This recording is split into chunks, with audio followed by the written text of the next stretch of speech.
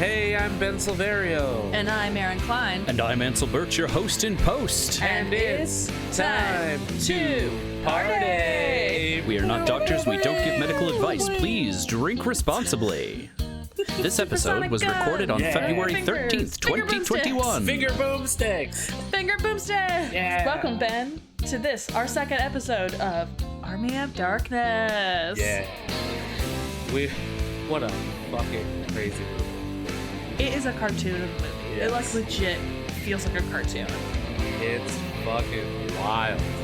Like, if you were listening to our first episode, which I sure hope you did, I mentioned that I had never seen Army of Darkness before, but I've also never seen Evil Dead, the original Evil Dead, or Evil Dead 2. So, like, going into this, I was thinking it was going to be like this, like, crazy horror action movie, right? No, it's a comedy. No, it is not. Yeah. It's a fantasy comedy with maybe some horror elements in it. Yes. I feel like the most horrifying thing in it is like the prosthetics, is the like dead and demon makeup. But even that's like cartoonish. Yes. It's all like big and exaggerated. Like, yeah, it's funny. I was watching this and like the first 15 minutes I was like, man, I remember liking this movie a lot more than I'm enjoying it right now. And then the more you get into it, the more it's like, oh, right. This movie is ridiculous. Yes. It's like the whole deal with this movie is that it is a wild cartoon of a movie. Yeah. I mean, if you're like me and you've never seen Army of Darkness before, I'm going to tell you right now, we're going to get into a ton of spoilers. So go pause this absolutely. And watch it, right now. Heck, why not play the smoking or drinking game from episode 1? I hear the host saying. And then come back, because it's fucking nuts. It's just, it's fucking nuts. Like, up until the point where he is looking into a mirror and then a bunch of tiny versions of him come out, I was just like, what the fuck is going on with this movie? Why are we watching this? Yes. But well, we're watching it because there is a very clear time travel that happens at the very beginning and then at the end, which, like, okay, before we really even get into the rest of the movie, how did you feel about the time travel, like, specifically? It was very, like waved off. It was an afterthought. Yes. It was weird. I remembered it being a more prominent part of this, but I feel like it's because I watched Evil Dead 2, and Army of Darkness, like, all in a row most of the time. It feels more like, oh, he time travels. Yeah. But this just starts in like, oh, he time traveled. It already happened. Right. And then at the end, when he time travels back, you don't even really see it because he's just telling a story. It's wild. It, like, sets you up to think, like, is this a Dorothy moment? Did he just dream this? But that's not the case, and they, like, make it very clear that that's not the case when he's like, sup, bitches, I still have this metal hand. Also, here's some demons. Like, I thought that he was going to recite the incantation wrong again and end up in a different time period. And interestingly enough, that was what was supposed to happen. There was an alternate ending to Army of Darkness where Ash fucks up the incantation and ends up too far into the future, and he has to fight demons there, but that never panned out. Interesting. That makes sense too, because watching this, I was like, but how did it work? How did he get back here? Yeah. And it's like, oh, the demons just took him back because they wanted to fight in this Kmart, I guess. Unclear. Yeah, like, I haven't seen Ash vs. the Evil Dead on Stars or anything, but I wonder how much of that picks up on what happened in Army of Darkness. Yeah, I've heard really good things about Ash, the Ash specific series. I have not watched it yet. Part of it is, like, I was sort of saying in the last episode that I have these really specific memories of this from high school, and so it almost exists in this bubble where I'm like, oh no, I don't want to rewatch it and have it be bad. Yeah. And that was kind of how I felt like I was watching it, was like, oh no, is this actually not a good movie? And I only remember it being good. But then the more you get into it, it's like, oh, actually there are a lot of really great things about this, specifically Bruce Campbell and his multiple performances. Oh, yes. Like, he just acts the fuck out of this movie, like, really just does the most, and he is the reason that this movie has had continued success. Like, there's no question. He's so charismatic. It's hard not to get behind him even when he's being a dick. which is constantly. Yes. Yeah, like he's a big dick to Sheila, and then Yes, he's such a dick to her. Also, who's named Sheila in the Middle Ages? yeah. There were some really questionable things. I was like, what the fuck is this? Why does the main knight have a weird mullet? Why does Sheila have her shoulders bare in the Middle Ages? Why doesn't Sheila get pregnant? I have a lot of questions. I had so many questions. My roommate probably got sick of it. Like, I just kept asking questions, but then once I realized, like, oh, this movie is just so off the wall bonkers that your questions don't matter here. Exactly. That's exactly what it is. It's like, you just have to relax and watch the fun fights and listen to Bruce make a bunch of funny quips and one-liners, and like, that's it. Yeah. That's all it is. You know, like, this is the exact type of thing that I would watch before becoming a critic and just enjoy the hell out of, because it's so much fun. You know, and I had to remind myself about that while watching this for the first time, and it's just like, at the end of it, that was fun as hell. Like, it didn't make a whole lot of sense, but it was a good time. Yeah, absolutely. And also, like, I found it really interesting because I like that you get this, like, window into the kind of director that Sam Raimi becomes, where, like, he obviously understands the, like, visual gag element and how to make viewers look at certain things. He's really good at that. And also, like, those tracking shots of whatever the evil is chasing him along the ground that, like, it, like, descends on the floor and you're, like, following the camera lens from that, like, POV as it, like, runs after Ash is amazing. Yes. Like, that's really, truly incredible camera work. And, like, I remember my first introduction before the high school boyfriend to Evil Dead specifically, I don't know if you remember this, you might, because you are also a film person, but there, oh my god, AFI used to run the 100 scariest yes, every Halloween they ran like the 100 scariest like horror movie moments, and one of them is from Evil Dead, and it's that same shot. It's the tracking shot of the woman being followed through the woods, and like you can tell really early in Sam Raimi's career that he has this like very clear vision of what he wants things to look like, and I like that you get to see this, that it like obviously travels through the rest of the work that he does later, but like really early you can see you're very talented and you have an eye for this kind of thing, that even inside of this very silly cult movie you're making really interesting directorial choices that like that feel timeless. Like it's, that shot is still very cool and feels very scary too. You're like, oh my god, you're right behind him, this thing is gonna catch him at any moment, and like it just really worked for me. Yeah, you know, I'm a big Marvel guy, so my first introduction to Sam Raimi was the Spider-Man movies. And so when he was brought on to the next Doctor Strange movie, I was just like, oh cool, he's done superhero stuff before. He has a lot of really interesting ways of looking at these characters. So Doctor Strange is going to be cool and weird. But then now, after seeing Army of Darkness, I can see just how weird he can make Doctor Strange. Yes, absolutely. He seems like a perfect choice for Doctor Strange, to be honest. Yep. That movie is going to be bonkers too, except with like a bigger special effects budget. Exactly. Yeah. Like, imagine this with like a real budget. Like, it would be amazing. Yeah.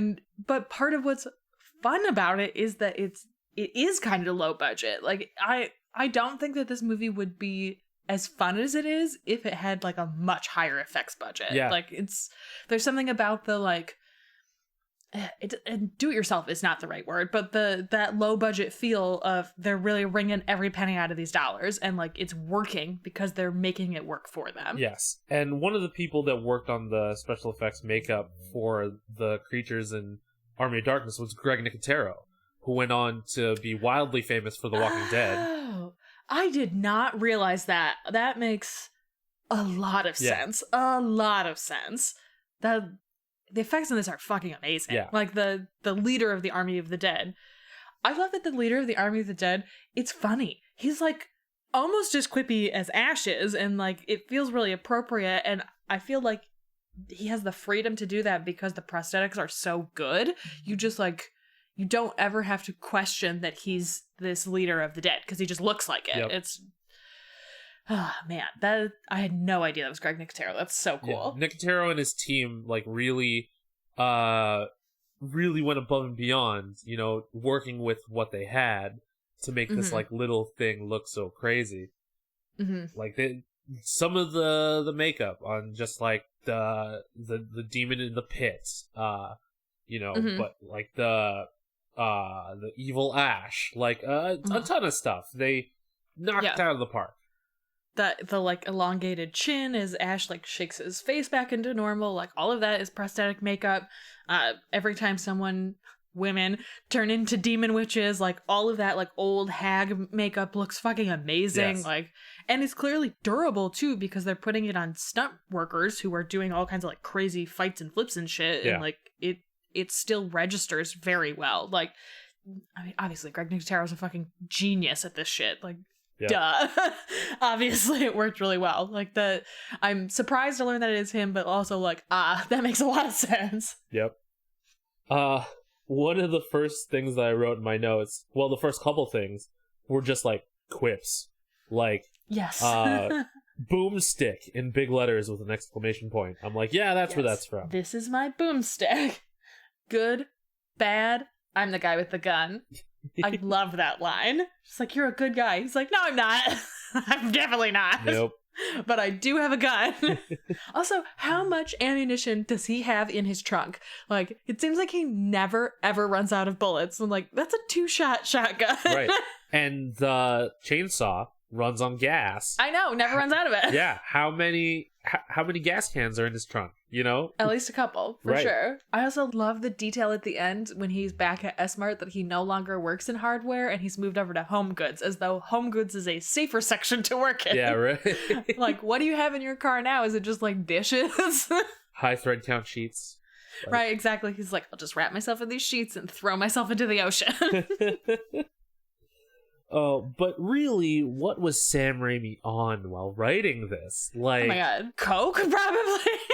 Some crazy psychedelics. Like, Sam Raimi and Ivan Raimi had to have been dropping like Molly or something. Also, like, there's a lot of really clever shit in this script too. Yeah. Like the Tiny Bruce is tying down Bruce Campbell, tying Ash down in like the Gulliver's Travel, like almost. I mean, that's like a beat for beat moment, right, where they've tied him down like that. You can tell that Sam and Ivan are smart. Yes. And like, even though this is like a silly, weird script, like they put a lot of thought into making gags work for the right reasons, as opposed to just like, oh, this is like cheap and easy comedy. Right. It feels like it's cheap and easy comedy a lot of the time, but once you like really start to look at it, it's like, oh, this is very clever. A lot of this is very smart. Yeah. I mean, like, it's Army of Darkness is almost an amalgamation of all the weird shit that Sam and Ivan probably liked growing up. Because totally. The phrase that Ash is supposed to recite before picking up the Necronomicon, I believe is from The Day the Earth Stood Still. That's right, Ben. Oh, okay. And then the Necronomicon itself, which I will be getting into later, is a creation of H.P. Lovecraft. And then all the like crazy monster stuff I'm sure they got from countless movies that came out when they were kids, you know? Mm-hmm. So, I mean, it's clear that they are using these things in a smart way, you know, not only to pop themselves, but others who grew up on the same stuff. Another note I have is Ash really needs to learn to write shit down so he says stuff properly. Dude, for real. Like, I love that he's such a dick about it. He's like, I'll remember your words. I don't need to repeat it. And then it's like, immediately forgets it. Like, of course you did, you fucking doofus. Also, credit where credit is due. It is not easy, and nor should almost anyone attempt to make an N-word joke in a movie, and they nailed it. Yep. It was like I knew it was coming. As soon as he started saying words that started with N, I was like, oh my god, they're gonna make an N-word joke. And it worked. Yes. It was weird. It was just like, it was casual. It was obviously not meant as wink, we're making an N, like a capital N N-word joke. It was just like very casual, and they threw it in there in a way that I was like, is this the only time an N-word joke has ever worked? Because it kind of felt like it. It was wild, and they just like let it go too. It wasn't like, we're gonna dwell on the fact that we've just made this pun about the N-word. Like, and to be clear, in the movie he says, I know it's an N-word. They don't actually say the N-word. Right. And it worked. I was really surprised. I was like, oh shit. Look at you, Sam Raimi. Yes. And another thing that I thought about was all the things that Ash had to have changed about history by introducing, like, the gunpowder and all of that stuff that he brought with him. Yes, absolutely. Like, he taught these people how to make bombs. Like, that's a huge development. Yes. That's, like, not a small thing to have done. And yet, when he comes back, there appears to be, like, no real ramifications other than the dead have also followed him back. The whole movie, you have to not look into it too much. Like, don't question it. Yes. Yeah, exactly. Well, if you start to question it, it starts to fall apart. Right. It's one of the biggest suspend your disbelief type of movies. You know, because once you do, you're going to have a whole lot of fun, just like they clearly had a lot of fun making and writing it. It seems like everyone is having a really good time. Like, I don't understand why when you get made out with by death, you become dead, but then once that death is dead, you come back as a normal woman. Right. Like, that's very unclear. Also, what happened to the like, rest of the women that the skeletons abducted? They were just naked and then disappeared. Also, like, so these skeletons came back from the dead, and the first thing they did was, like, we gotta rape a bunch of women. We're head on. That's what we're doing. Like, okay, that's in insight, I guess. Yeah, skeleton, you are ill-equipped for this type of... Exactly! Like, I have a lot of questions about the practicality of how you think this is gonna work. Yeah, boning someone is a lot different when you're a skeleton. Yeah, what? A lot of questions. Oh my! While we were watching it, I made a joke about Ash getting boned, and Warwick was just like, "Oh God." See, Warwick, see what I deal with. It was right there. I'm surprised ridiculous. Ash didn't make a joke himself. I mean, fair. That's true. I would not disagree with that. Ridiculous. So overall, you liked it. I'm guessing. You're talking positively about it, so I'm assuming that you liked it. I did like it. You know, like I think I gave it 3 out of 5 stars, maybe a 2.5, but like it didn't do anything egregious. Like, it wasn't terrible, you know, because I had a good time watching it, and that should account for a lot more in a rating. Yeah, I definitely agree. It's one of those movies that, like I said before, even when I started watching it, I was like, ooh, I remember liking this a lot more, and I'm not in this moment enjoying it. But it's, once you, like, get into the groove of the movie, it's just fun. It's just a fun movie. It doesn't have to be, like, a technical masterpiece. It doesn't have to be, like, the best movie ever made. It's one of those movies that I felt like the sum of the parts were greater than the whole. Like, you look at this movie and objectively it feels like it shouldn't be a great movie, but it is. Yep. It's very fun. Like we said, we've been saying this for the last 2 episodes. It makes sense that this is a cult classic. It's one of those movies that I understand why people watched it and were like, actually, this fucking rules. Yes. And like, actually, it does rule. And so are the time travel mechanisms really fucking wonky? Yes. Is the script super weird and aggressive? Yes. Are there a lot of really questionable, like, timeline things? Yes. Does the makeup rule? Yes. Is Bruce Campbell fucking incredible? Yes. Are the fight scenes in general very good? Yes. Like, it's just, it really adds up in a way that when you first start watching it, if you know nothing about it, you're like, truly, what the fuck is happening? Yep. But it is very good. Also, you should really watch, you know, most people will tell you should watch Evil Dead 1 and Evil Dead 2, because honestly, you should. Evil Dead 1 was made as like a legit horror movie, and there are some very scary things about it, but it's very low budget, and so it becomes very funny. Evil Dead 2 is literally the exact same movie. It is the same script, remade with the same people, with the intention of it being funny. And so it's a very weird viewing experience, and I feel like 2 is the perfect bridge into Army of Darkness, because it's like, this is what, you realized that you made a movie that would become a cult classic, that wasn't frightening in the way that you intended it to be, and now you're embracing the good things about what came out of this, like, redonkulous disaster, and like, I appreciate that. I like, as somebody who's into weird bullshit, like, I love that they were like, this is weird bullshit, let's embrace the weird bullshit part of this instead of trying to make this like a legitimate horror franchise. Yeah. And it works. It does. You know, the Evil Dead series is like Sam Raimi's slow descent into madness, which makes his involvement in Doctor Strange in the Multiverse of Madness even greater. Like, what part is Bruce Campbell gonna play in Doctor Strange? I cannot wait. Yeah, I hope he has like a semi-important, but not someone you see a whole lot, like that kind of role, you know? Like in a throwaway in Guardians of the Galaxy, I believe James Gunn put Nathan Fillion as Simon Williams, Wonder Man. But like that's in the background, and it's like not even like Wonder Man is an important character, but not in that movie, and hasn't been yet. So I mean, having Bruce Campbell in that kind of role that may come to fruition later, like I think that would be cool to give Bruce Campbell an actual role. I love Bruce Campbell. Give Bruce Campbell everything. Yes. The man rules. Right? Like, after all these years, he hasn't come out to be a dick yet, right? For real. And, like, he spent, 11 seasons on Burn Notice, and there have not been a single bad story about him that have come from those. Like, That's wild. That's a long time to spend on a Hollywood set and have people still universally say that you rule at the end of it. Like, That's a long time. Yeah, I mean, I'm not going to say he's like on a Brody Lee level where people are actively talking about how good of a guy he is after working with him. But like in Hollywood, just the fact that they're not talking about you says stuff, you know?